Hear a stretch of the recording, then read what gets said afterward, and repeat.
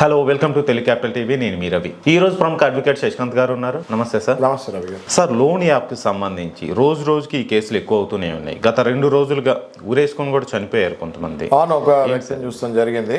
ఇది చాలా దారుణమైన పరిస్థితి, చాలా కామన్ అయిపోయింది. ఇది గవర్నమెంట్ ఏదైనా దీని మీద ఖచ్చితంగా యాక్షన్ తీసుకోవాలి.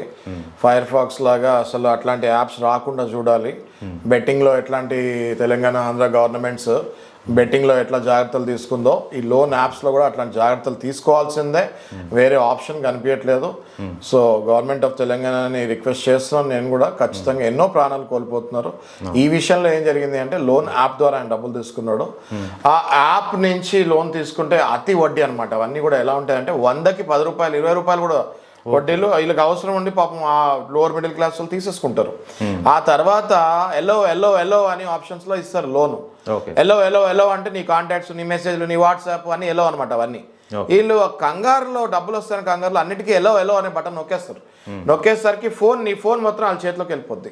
నువ్వు ఎవరితో ఏం మాట్లాడుతున్నావు, ఎవరితో క్లోజ్గా ఉన్నావు, నువ్వు ఎవరికి ఎక్కువ రెస్పెక్ట్ ఇస్తున్నావు, ఎవరు నీకు ఎక్కువ రెస్పెక్ట్ ఇస్తున్నారు, ఇవన్నీ కాంటాక్ట్స్ వాళ్ళ దగ్గరికి వెళ్ళిపోతాయి.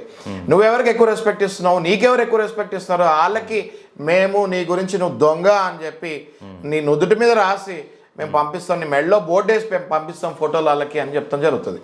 దాంతో వీళ్ళు ఒక్కసారిగా ప్యానిక్ అయ్యి టెన్షన్కి వచ్చేస్తారు. నేనేమంటా అంటే సరే ఇప్పుడు ఇవన్నీ కామన్ అయిపోయినాయి. ఇంతకు ముందంటే రేర్, ఇప్పుడు ఇవన్నీ కామన్ అయిపోయినాయి. ఎవరికైనా పంపించినా వాళ్ళు నమ్మే పరిస్థితిలో ఉండరు. అండ్ అప్పులు అన్నవి సర్వసాధారణంగా ప్రతి దేశానికి, రాష్ట్రానికి అప్పులు ఉంటాయి. మీరు అప్పు చేసుకున్నారనేసి ప్రాణాలు తీసుకోకండి దయచేసి. వెంటనే సైబర్ కంప్లైంట్ ఇవ్వండి, లేదా మాలాంటి అడ్వకేట్స్ని అప్రోచ్ అవ్వండి. మీకు సరైన సొల్యూషన్ ఇస్తాం దానికి. అంతేగాని ప్రాణాలు మాత్రం తీసుకోకండి. లీగల్గా ఎలా కాంటాక్ట్ అవ్వాలి, ఎలాంటి వీళ్ళ మీద చర్యలు తీసుకోవాలి? లీగల్గా నార్మల్ బ్యాంక్స్ నుంచి తీసుకుంటే అది వేరే, మొత్తం అది సీన్ వేరే. అది ఎందుకు తీసుకున్నారు ఏంటి, ఎందుకు కట్టలేకపోతారు మనం ఎక్స్ప్లెనేషన్ ఇద్దాం బ్యాంక్కి. ఒకవేళ బ్యాంక్ ఒప్పుకోకపోతే కోర్టు నుంచి పర్మిషన్ తీసుకుందాము, కొంచెం టైం తీసుకుందాము.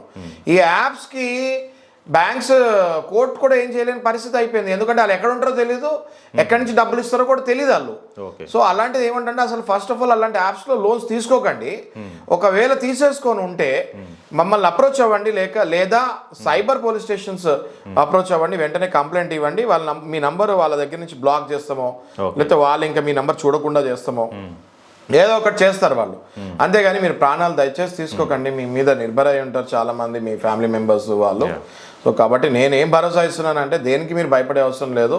ప్రతి దానికి ఏదో ఒక సొల్యూషన్ ఉంటుంది. ప్రాణాల కంటే ఎక్కువ ఈ ప్రపంచంలో ఏదీ లేదు. ఓకే, చాలామంది భయపడి సూసైడ్ చేసుకుంటున్నారు సార్. చాలా వాల్యుబుల్ ఇన్ఫర్మేషన్ ఇచ్చారు. Thank you so much sir.